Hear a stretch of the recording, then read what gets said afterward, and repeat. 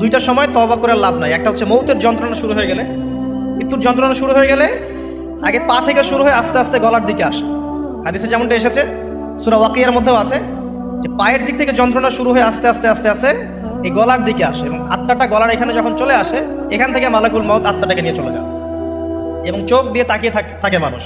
রুহটা চলে গেলে মানুষ চোখ দিয়ে তাকিয়ে থাকে, দেখবেন এই কারণে মৃত ব্যক্তি তাকিয়ে থাকে, চোখ খোলা থাকে। এবং তখন আসমান থেকে সিঁড়ি নামিয়ে দেওয়া হয়, ওই সিঁড়িতে করে আত্মা চলে যাচ্ছে, ও তাকিয়ে দেখে যে আত্মা চলে যাচ্ছে।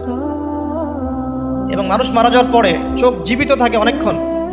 মেডিকেল সায়েন্স যারা পড়েছে তাদেরকে জিজ্ঞাসা করবে, মানুষ ডেড হয়ে গেলেও চোখ দেখবেন আরও কয়েক ঘন্টা, হয়তো আরও নির্দিষ্ট একটা সময় পর্যন্ত চোখটা কিন্তু জীবিত থাকে।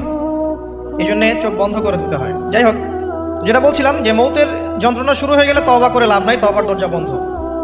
আর পশ্চিম দিক থেকে সূর্য উঠে গেলে তওবা করে লাভ নাই, তওবার দরজা বন্ধ।